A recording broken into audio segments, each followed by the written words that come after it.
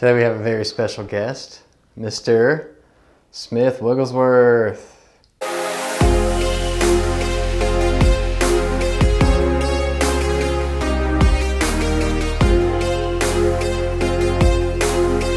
He's not Ed, he's Eld. When he would talk, he wouldn't pronounce his H's, so he'd sound like he was saying e's instead of he's. Hi. We spent an hour recording this video before, and I didn't have the adapter plug up to the mic, so there was no sound. Probably good for part of it. But we're working through it. So as you saw in the last video, I'm here with my bride Allessia. Hey Allessia. Hey. Oh, Jesus, Jesus, Jesus. As I was saying, previous video, one right before this, we talked about just being present in our city, going out and impacting just through, being with the people. And our presence brings his presence. So when you impact your city, it's a revelation of heaven on earth. Jesus said the secret of the kingdom was like leaven. So it's the family of God doing life with everyone who are unaware that they're part of the family. And as they do life with the family, they'll realize who Jesus is in the midst of the family as the family demonstrates it to them through love, through power, through wisdom, either through overt or covert revival. So where does this come from? Like, what is family? If we look all the way back at the garden, at creation, or even if we go before creation, we'll discover that family was the design and the intention of Father God, Jesus, and Holy Spirit the whole time. So there you have Adam and Eve. They're in the presence of God. Alessia's going to tell you a lot more about that in a second. And they're doing life together. However, before they could reach the pinnacle of that expression by discovering more of who God was or more of who they were, as a husband and wife, they made the choice to do an action that resulted in them being outside the influence of kingdom family. God created Adam and Eve. He put them in a garden, which is very telling for the design of heaven and earth and the cosmos. It's daddy creating the environment, the setting for his creation to dwell in, and he chose a garden. And I think if we look at the garden, we see a revelation of what cities were supposed to look like. And it's interesting that after they made a decision and they slid outside of family, their son Cain began building cities. Now, one of the commissions that God gave Adam and Eve was to cultivate the garden and see the garden spread throughout all creation, not just the earth, but the cosmos as well. And so if that was supposed to be recreated all over the planet, what Cain was doing was not that far off in building cities, but he was building cities that were disconnected from the garden.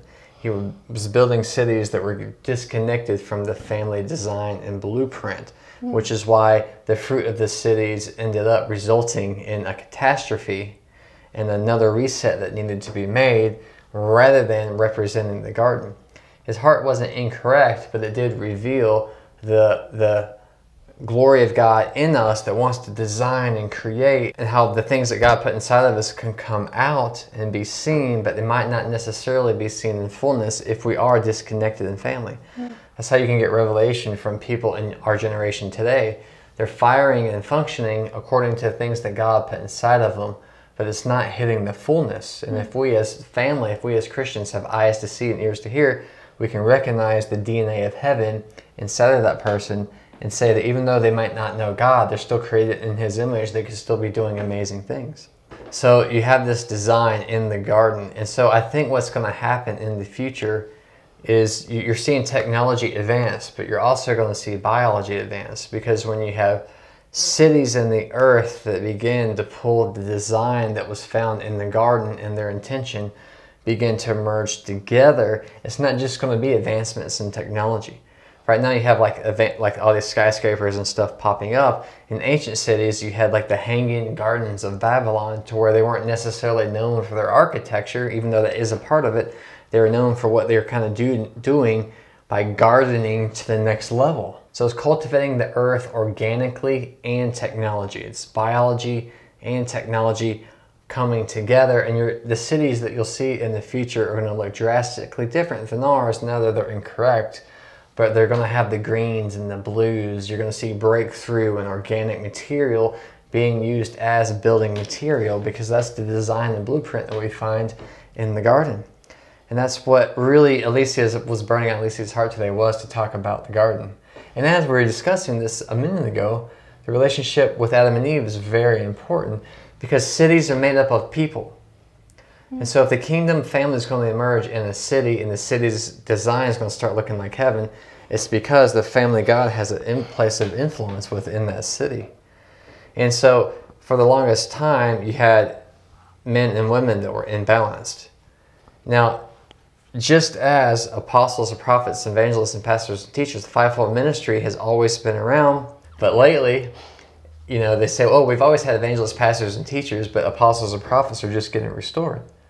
Without apostles and prophets, you can't have the true picture of evangelists, pastors, and teachers, because you need the whole thing to see the bigger picture. And so if men have been here in society and women have been here, well, it's not that you're bringing women up to where men are. The whole thing was off kilter, and you need to bring it back into balance.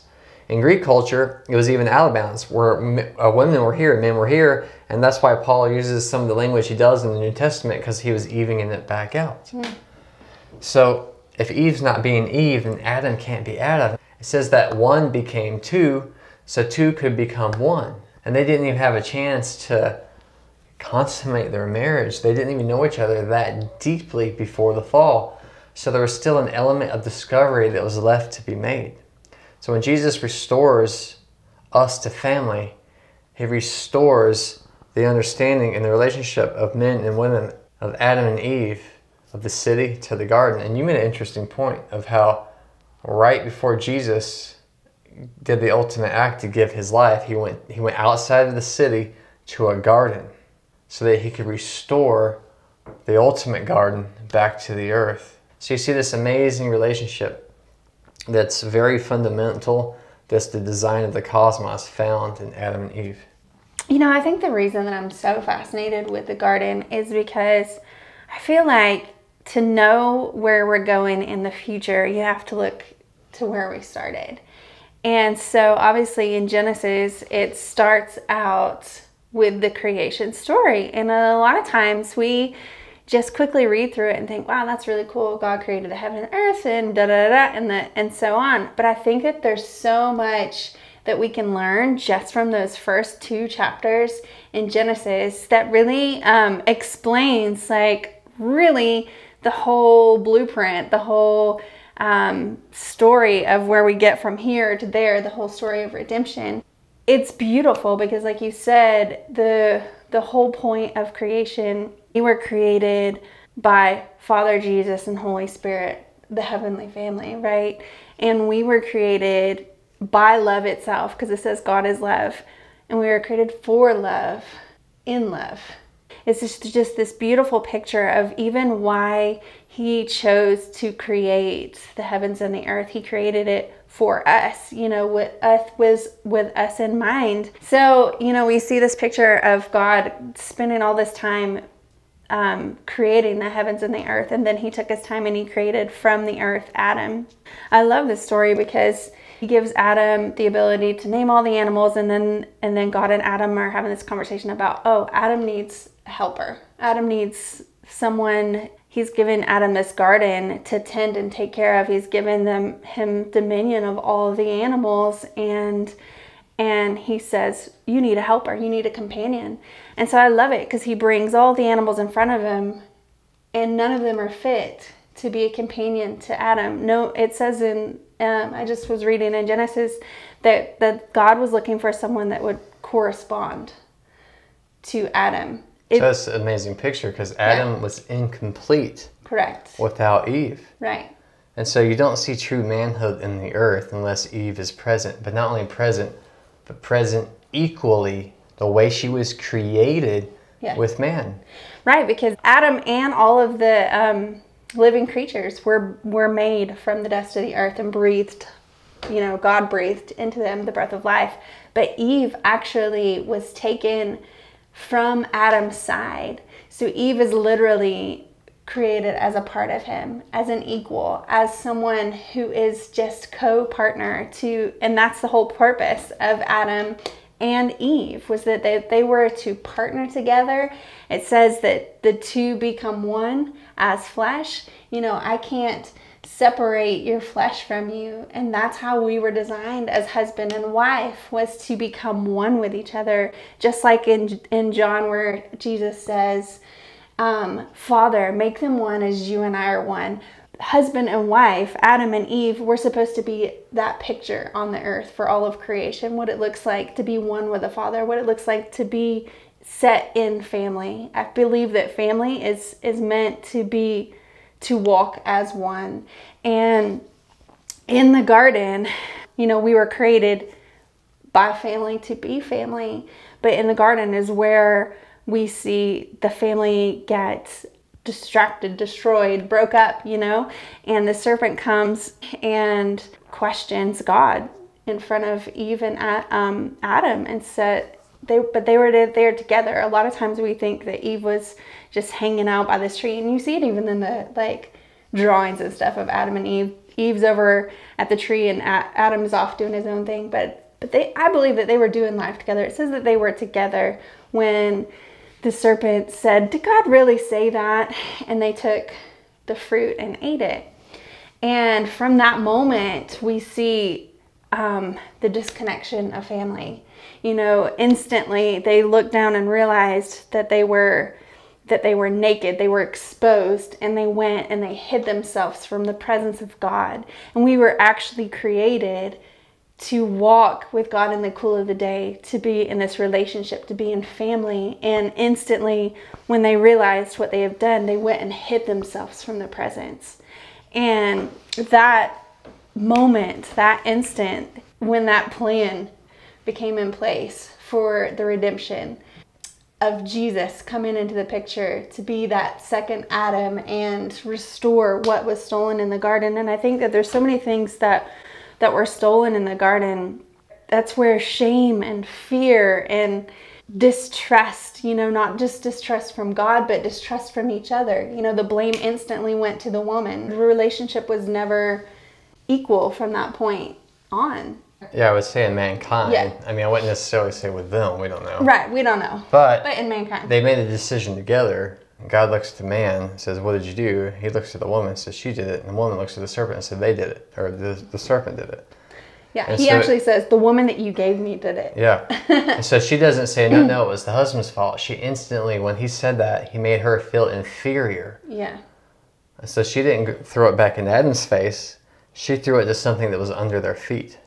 And so Adam, like you said, their relationship probably wasn't the same at that point, because he, out of his mouth, spoke down to his wife for the first time. After a fall that was made together, a decision that was made together, he then downgrades her to try to make himself look better in front of God. And then she tries to make herself look good in front of God, but she didn't want to speak against Adam because now her feelings are hurt, so she pointed to the serpent. So what did God do? He looks at the serpent and says, there will always be, what's that word? Enmity. Enmity. Enmity between you and the woman, and her son, or the child that comes from the woman, the offspring of the woman. It said, you shall bruise his heel, but he shall crush your head. And so you see right there that God is setting up the plan. He sets up the plan, but then he honors the woman in front of Adam. He honors her and says, the child that comes from you will crush the serpent. And so God says, even though your husband has looked at you in a way that was degrading, I still see you as my daughter. And because I see you as my daughter, here's the plan of redemption found in here. I think that we forget the nature of a father at that moment, because a lot of times as we've read this, I know that like I've always heard it this way. It's like that God is so angry at the woman at this point, you know, like, and I don't think that was the nature of the father. And at that moment, I think it was a question of, what did you do? It's interesting that Eve essentially ate the fruit, and you would call that at the family table, because obviously they didn't have tables at that time. But if you could use the imagery of like when you're eating, you're partaking of something at the table, sharing a meal together. Sharing a meal together, right? And so it was that moment where the disconnection in family happened, that moment that they shared that fruit together at the table, is when that disconnection of family happened. And then if you fast forward and you look to see where that redemption took place, it was when Jesus was gathered around the table and he took the elements and he broke his body and drank in remembrance, and that was restoring that. At the table where Jesus and his disciples were lounging, and some women were there too, I believe. The redemption of it came when Jesus broke his body symbolically and drank his blood symbolically. And it was at the table where Jesus broke bread that the redemption came from that moment that took place in the garden. Because at that table, you had all the characters present. You had God, you had Jesus, you even had the serpent. Jesus looks at Jesus and says, what you have to do it quickly. So this was actually the personification of what God prophesied to the woman and her seed. This was the moment where the serpent would bruise his heel, but he was about to get his head smashed in by Jesus. So you see where family kind of broke apart at the sharing of a meal, Jesus brings back around full circle and restores family at the sharing of a meal. Mm-hmm. That's good.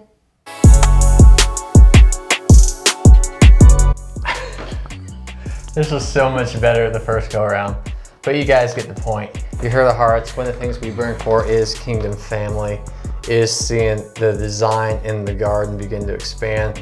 Our goal over the next year is to create a lot of resources and projects around this, some curriculums and stuff where we really examine the origin of family and all of that stuff. We even have a really cool name for it that we want to release to you really soon, so stay tuned for that.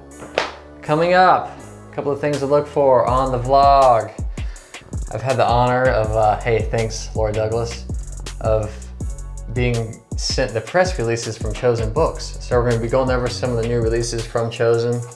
So first up is Glory Carriers by Jennifer Eivaz. So coming soon, we're going to do a book review on this in a very special and unique way, so stay tuned for that.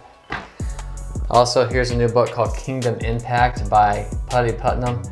Now, he's a friend of our spiritual father, Leif Hetland. I've actually done some research on some of his books. So looking forward to digging into this. So this book review will come out. I got to read it first.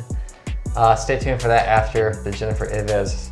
Saturday mornings on Facebook. Smash that like. I do a live video every Saturday, 9:30 Eastern Standard Time. Check me out on my page, Allessia Edwards. Smash that like. Smashing. If you thought this was awesome, you don't want to miss out. If you thought that was awesome, I love you. Don't forget to subscribe to our channel, which will be right here. This little circle right here is our channel. This, like our heads are here, but our heads are here. Hit this and subscribe, and I'll make another video about something right here. So subscribe here, and then watch this video. See you guys.